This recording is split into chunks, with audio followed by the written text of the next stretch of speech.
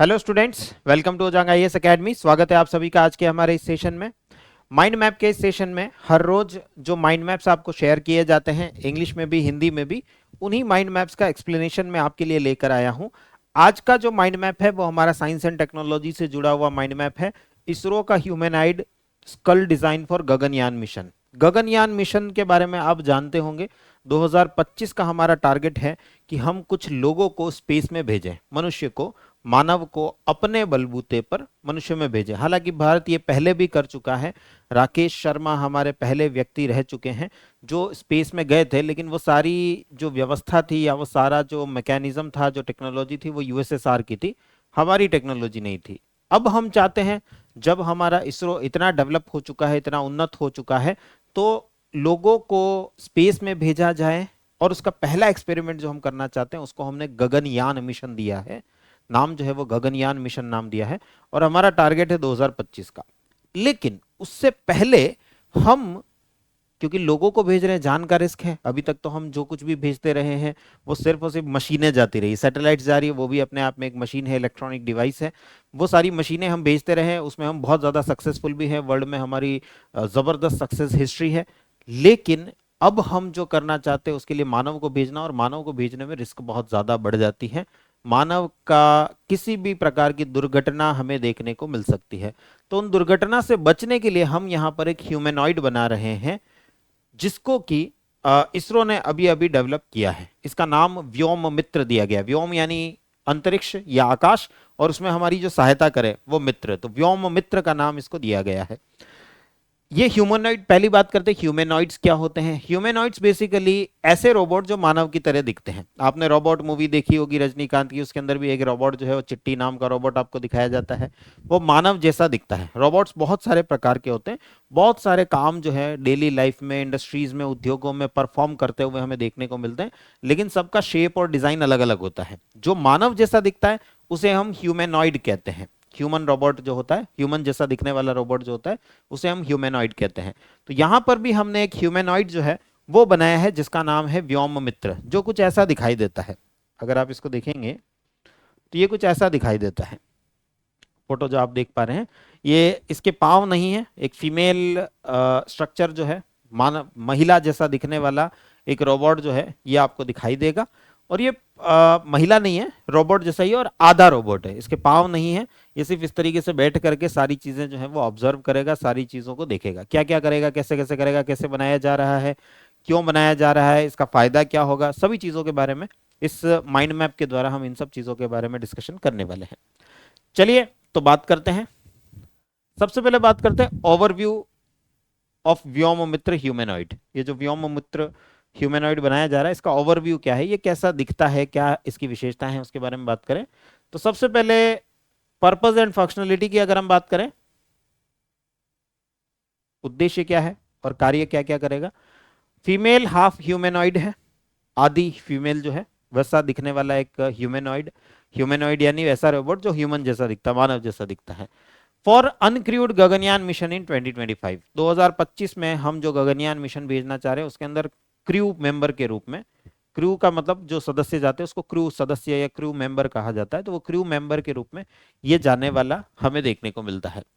Will performs operation at crew console and monitor systems inside the crew model. Crew के अंदर जो भी console है, कंसोल यानी जो मशीनरी आप देखते हो, जिससे जनरली आपने मूवीज में सीन देखे होंगे, पूरा स्पेसक्राफ्ट अंदर से बहुत सारी मशीनरी होती, बहुत बड़ी बड़ी स्क्रीन होती, बहुत सारे स्विच होते हैं, वगैरह वगैरह जो चीजें हम देखते हैं उसे कंसोल कहा जाता है। तो उस कंसोल को कंट्रोल करने का काम जो है वो ये करेगी या करेगा। Aims to evaluate impacts of space travel on humans before crewed mission. Crew mission भेजने से पहले हम स्पेस ट्रैवल जो है उसको और ज्यादा बेहतर बनाने की कोशिश, उसको और बेहतर समझना, और साथ ही साथ उसको बेहतर तरीके से विकसित करना, इन सब चीजों पर काम यहाँ पर करने चाहते हैं। फिजिकल कैरेक्टरिस्टिक्स क्या है, दिखने में कैसा है। मूवेबल आर्म्स है, हाथ जो है वो मूव हो सकते हैं। टोर्सो जो है, धड़ जो है वो मूव कर सकता है। फेस जो है वो मूव कर सकता है।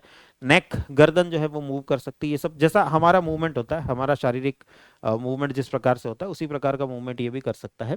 Design to resemble and function autonomously like humans in space. इसको इसी प्रकार से डिजाइन किया गया है कि मनुष्य जो है वो अगर वहां पर हो, एक्चुअल में उस रोबोट की जगह मनुष्य अगर हो, तो उस पर किन किन चीजों का क्या क्या प्रभाव पड़े, उन सब चीजों को ये स्टडी भी कर सके, उन सब चीजों का अध्ययन भी कर सके, इसके लिए इसको बनाया गया है। डायमेंशंस की अगर हम बात करें तो जो स्कल है, खोपड़ी है, 200 बाई 200 मिलीमीटर की हमें देखने को मिलती है। वेट लगभग 800 ग्राम का इसका होने वाला है। वेट के बारे में अभी और बात करेंगे। वेट जो है वो हम चाहते हैं कम से कम इसका देखने को मिले। मैन्युफैक्चरिंग, डिजाइन एंड मैन्युफैक्चरिंग की अगर हम बात करें, खासतौर से स्कल, खोपड़ी जो है उसका डिजाइन और मैन्युफैक्चरिंग मटेरियल की अगर हम बात करें, तो मटेरियल जो इसके अंदर यूज हो रहा है वो एल्यूमिनियम का अलॉय है। एल्यूमिनियम, सिलिका, मैग्नीशियम, इन सबको मिला करके जब बहुत सारी धातुएं मिलाई जाती है उसको अलॉय या हिंदी में मिश्र धातु कहा जाता है। वैसा एक अलॉय, वैसा ही एक मिश्र धातु से इसका स्कल, खोपड़ी जो है वो बनाई जाएगी। प्रॉपर्टीज क्या है? फ्लेक्सिबिलिटी जबरदस्त है, आराम से इसकी जो प्रत्यास्थता है, फ्लेक्सिबिलिटी वो बड़ी जबरदस्त है। वजन कम है, लाइट वेट है। देखिए जब भी हम कभी स्पेस क्राफ्ट को भेजते हैं, चाहे वो स्पेस क्राफ्ट जा रहा हो, उसके अंदर जो भी पे लोड जा रहा हो, सामान जो भी भेज रहे हो, उसमें हमारे सामने हमेशा दो चैलेंजेस बने रहते हैं। सामान मजबूत पूरा होना चाहिए लेकिन वजन कम से कम होना चाहिए। ये दो कंसर्न हमेशा बने रहते हैं। जितना वजन कम होगा लागत उतनी ही कम आएगी। आप किसी सामान को एक जगह से दूसरी जगह अगर अपन धरती पर भी भेजना चाहें, किसी सामान को एक जगह से दूसरी जगह भेजना चाहें, सामान का वजन कम होगा तो लागत कम आएगी, कॉस्टिंग कम आएगी। स्पेस में भी ये भी एक प्रकार का ट्रांसपोर्टेशन ही है, परिवहन ही है। बस ये जमीन पर ना होकर के जमीन से ऊपर स्पेस की तरफ हम एक प्रकार का ट्रांसपोर्टेशन कर रहे हैं। और डेफिनेटली यहां पर भी वेट जितना होगा, वजन जितना ज्यादा होगा, लागत उतनी ही ज्यादा आने वाली। फ्यूल उतना ही ज्यादा जलेगा, ईंधन उतना ही ज्यादा जलेगा, तब जाकर के इतने वजन को यहां से दूर ले जाया जा पाएगा।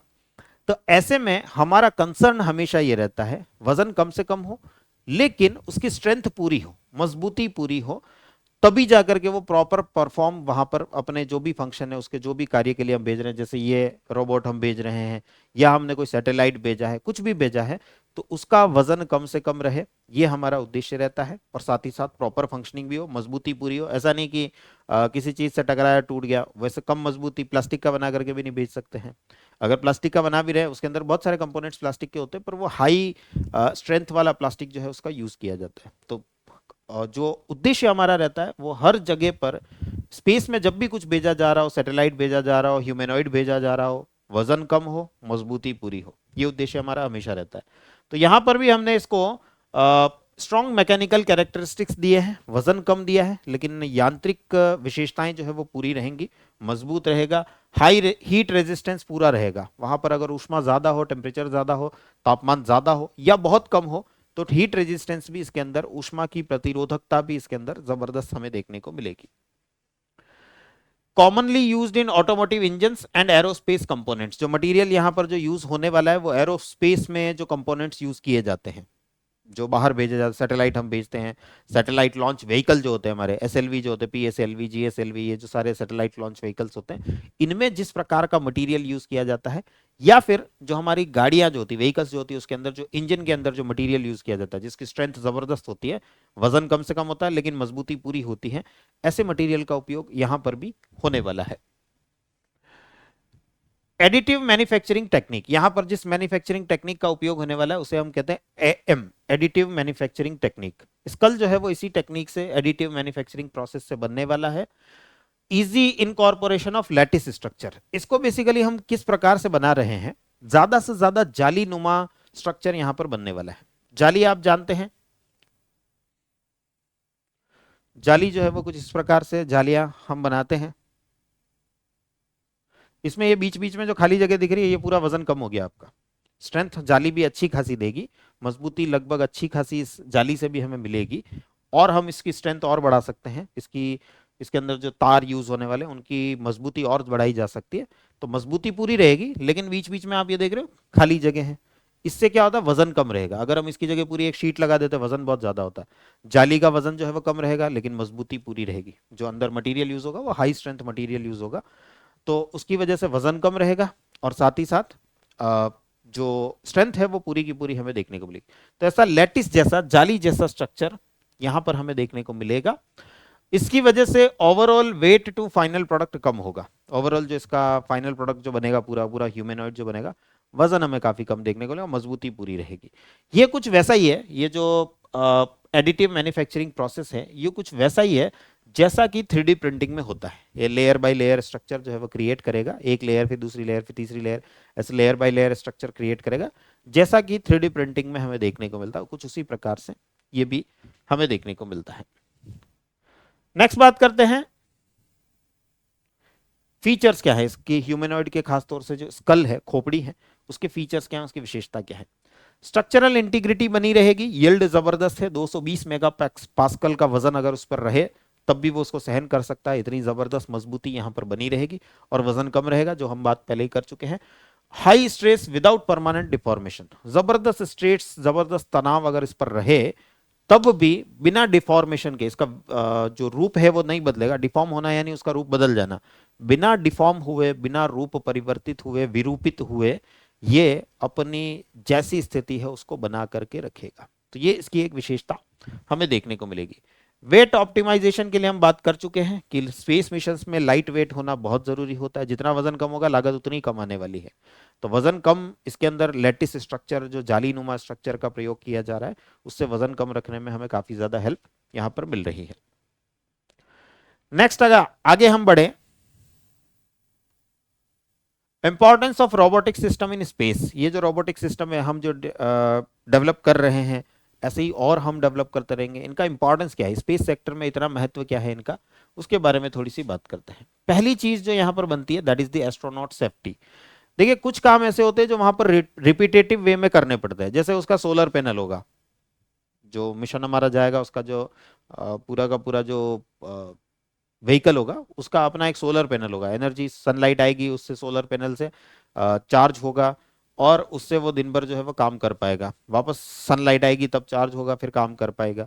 तो ऐसे में वहां पर उन प्लेट्स को साफ करने की जरूरत हमें पड़ सकती है। कुछ बहुत सारे काम ऐसे होते हैं जो उस स्पेस क्राफ्ट से बाहर जाकर के करने पड़ते हैं, और बाहर जाकर के करने में रिस्क बहुत ज्यादा होती है। अगर किसी भी कारण से व्यक्ति उस स्पेस क्राफ्ट से अलग हो गया, डिटैच हो गया, तो फिर वो हमेशा स्पेस में घूमता रहेगा, जब उसकी ऑक्सीजन खत्म हो जाएगी वो खत्म हो जाएगा, व्यक्ति मर जाएगा। तो स्पेस क्राफ्ट से बाहर निकलने में रिस्क बहुत ज्यादा होती है, जान जाने का जोखिम जो है वो बहुत ज्यादा बना रहता है। ऐसी जगह पर हमें एस्ट्रोनॉट्स की सेफ्टी बनी रहेगी। एस्ट्रोनॉट्स अगर जाएंगे भी तो ऐसा रोबोट उनके साथ में अगर होगा तो वो रोबोट जाकर के बाहर का काम करके आ जाएगा। अगर वो डिटेच हो भी जाता है, अलग हो भी जाता है, तो कम से कम किसी की जान जाने का खतरा यहाँ पर नहीं बना रहेगा। तो सेफ्टी यहाँ पर हमारी बढ़ जाती है, सुरक्षा हमारी यहाँ पर बढ़ जाती है। दूसरा, एफिशिएंसी हमारी यहाँ पर बढ़ जाती है। बहुत सारे काम जो लोगों को करने होते हैं स्पेस के अंदर, जितने भी लोग जा रहे हैं, क्रू मेंबर जो है उनको करने होते हैं, उसमें से बहुत सारे काम ये कर देगा, रोबोट कर देगा।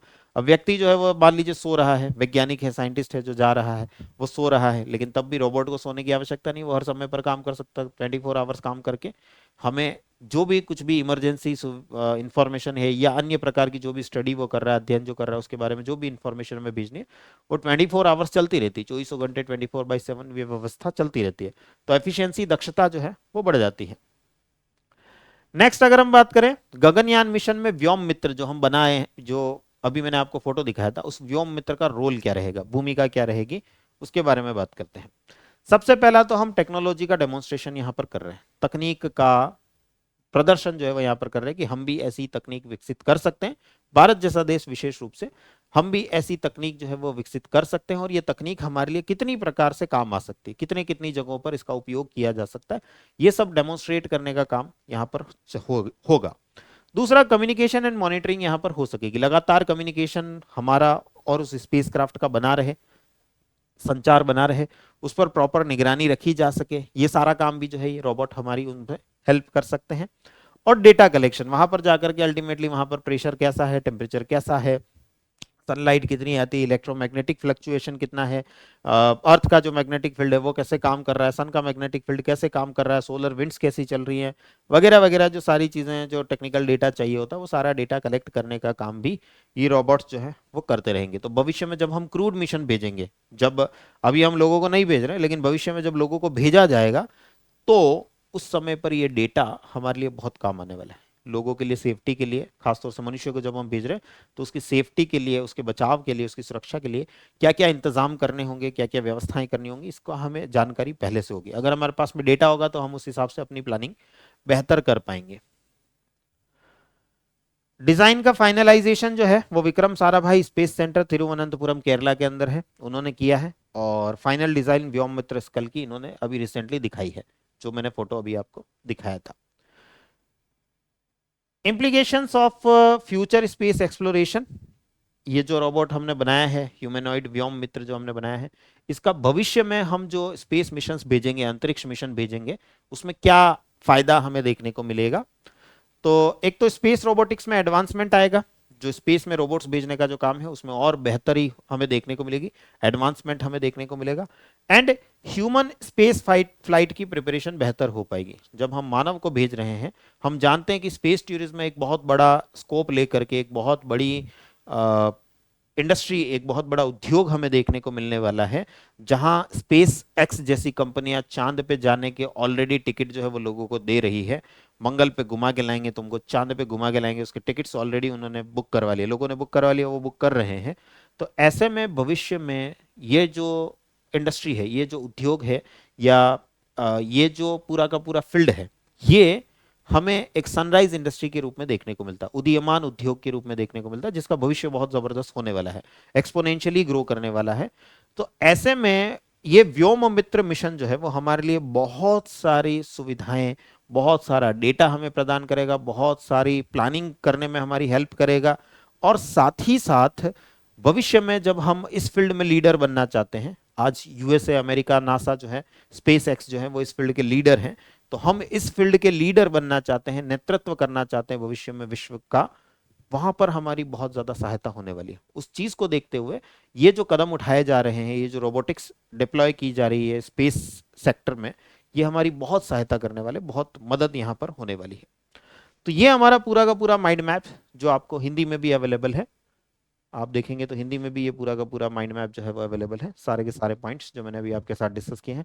और साथ ये पूरा का पूरा माइंड मैप जो है वो इंग्लिश में भी अवेलेबल है। तो इसके अंदर जो जो पॉइंट्स थे वो सारे मैंने आपके साथ में डिस्कस किए हैं। आई होप कि आपको ये सेशन जो है वो काफ़ी पसंद आया होगा। कुछ अनाउंसमेंट्स जो हैं उनके बारे में बात कर ली जाए। जो बच्चे एस जयशंकर साहब की जो किताब है वाई भारत मैटर्स, उस किताब का बैच जो है वो उजांग सर के द्वारा अभी अभी लाया जा रहा है, कमिंग सून है, बहुत जल्दी ये बैच आने वाला है। 699 रुपीज जो है वो इसकी प्राइस होने वाली है। इस बुक के अंदर किन किन चीज़ों पर एस जयशंकर साहब जो है वो बातें करते हैं, भारत का क्या महत्व है, वैश्विक पटल पर क्या महत्व है, विश्व में भी भारत जो है जिस प्रकार से अपनी तकनीक के आधार पर, अपनी अर्थव्यवस्था के आधार पर, अपनी बुद्धिमत्ता के आधार पर, अपने डिप्लोमेसी, कूटनीति के आधार पर जिस प्रकार से भारत जबरदस्त तरीके से इवॉल्व हो रहा है, उन सब चीज़ों में क्या क्या चीज़ें महत्व रखती है, कितना महत्व रखती है, किस प्रकार से भारत के लिए ये सब चीज़ें इंपॉर्टेंट है, किस प्रकार से एक प्रशासनिक अधिकारी के रूप में, आईएएस अधिकारी के रूप में आपके लिए कितना इंपॉर्टेंट है, इन सब चीज़ों को समझाने का प्रयास यहाँ पर आपके लिए होने वाला है। और ये बैच आपके लिए बहुत जल्दी आ रहा है। उजांग सर जो है वो खुद इस बैच को पढ़ाएंगे, उजांग सर सारी क्लासेस आपके लेंगे। 699 रुपीज़ में ये बैच आपके लिए अवेलेबल होने वाला है। तो जो बच्चे जुड़ना चाह रहे हैं प्री बुकिंग करा लें, बाद में इस बैच की प्राइसेस बढ़ने वाली है। ये प्री बुकिंग की ही प्राइस अभी आप देख रहे हैं, भविष्य में इसकी प्राइसेस बढ़ने वाली हैं। तो प्री बुकिंग करवा लें, दिए हुए नंबर पे आप कॉल करके अपना रजिस्ट्रेशन करवा लें 8750711100 या 8750711122 पर कॉल करके, या आप हमें व्हाट्सएप कर सकते हैं 8285894079 इस नंबर पर व्हाट्सएप करके अपनी जानकारी शेयर कर सकते हैं, आपको इस बैच को ज्वाइन करना है। तो जो बच्चे एनसीईआरटी बैच के साथ में जुड़ना चाहते हैं, तो एनसीईआरटी का जो हमारा चैप्टर बाय चैप्टर बैच है उसका तीसरा बैच जो है वो स्टार्ट होने जा रहा है, थर्ड बैच स्टार्ट हो रहा है।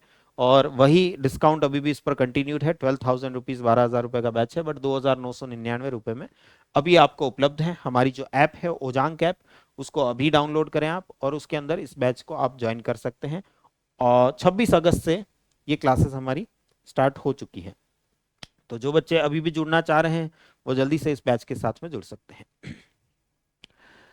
99 रुपीज में जिस प्रकार का आंसर राइटिंग बैच ओजांग सर आपके लिए लेकर के आए थे, बच्चों ने बहुत ज्यादा सराहा, बहुत ज्यादा प्यार दिया उस बैच को, वैसा ही एक और बैच आपके लिए 99 रुपीज में 7 डेज का न्यूज़पेपर एनालिसिस ओजांग सर आपके लिए लेकर के आ रहे हैं। 7 दिनों में न्यूज़पेपर को कैसे पढ़ा जाए, न्यूज़पेपर की कौन कौन सी बारीकियां होती हैं, कैसे उसके लिए प्रीलिम्स के काम का मटेरियल निकाला जाए, मेंस के काम का मटेरियल निकाला जाए, एडिटोरियल्स हमारे लिए किस प्रकार से इंपॉर्टेंट होते हैं, अदर न्यूज़ हमारे लिए किस प्रकार से इंपॉर्टेंट होती हैं, इन सब चीज़ों को आपको यहाँ पर सिखाया जाएगा। मात्र 99 रुपए में, 99 रुपीज में ये बैच आपके लिए अवेलेबल है। ये सिर्फ और सिर्फ केवल 1000 विद्यार्थियों के लिए, फर्स्ट 1000 स्टूडेंट्स के लिए ही अवेलेबल रहेगा। बाद में ये अवेलेबल नहीं रहेगा, प्राइसेस इसकी बढ़ जाएंगे। तो जो बच्चे अभी जुड़ना चाह रहे हैं वो इस बैच के साथ में जरूर जुड़े। जो बच्चे हमारे ऑफलाइन बैच गुरुकुल बैच के साथ में जुड़ना चाह रहे हैं, उसके 2 साल के बैच के साथ, 2 ईयर प्रोग्राम के साथ या 2 ईयर बैच के साथ जुड़ना चाह रहे हैं, तो अभी उस पर 50% डिस्काउंट सीधा आधी फीस में आपको ये अवेलेबल हो रहा है, मात्र 1.5 लाख रुपए में। वरना इसकी फीस 3 लाख रुपए है, लेकिन फिलहाल आपको 1.5 लाख रुपए में 1.5 लाख रुपीज में ये अवेलेबल हो रहा है। तो जो बच्चे इससे जुड़ना चाह रहे हैं वो डेफिनेटली यहाँ पर जुड़ सकते हैं। और जो 1 ईयर के लिए जुड़ना चाह रहे हैं उस पर भी 50% डिस्काउंट यहाँ पर अवेलेबल है। मात्र 1 लाख रुपए में वो बैच जो है 1 ईयर का अभी फिलहाल आपको अवेलेबल हो रहा है। तो जो बच्चे 1 ईयर के लिए, 2 ईयर के लिए, 1 साल 2 साल जिस भी प्रोग्राम के साथ में जुड़ना चाह रहे हैं, सभी पर अभी 50% डिस्काउंट है।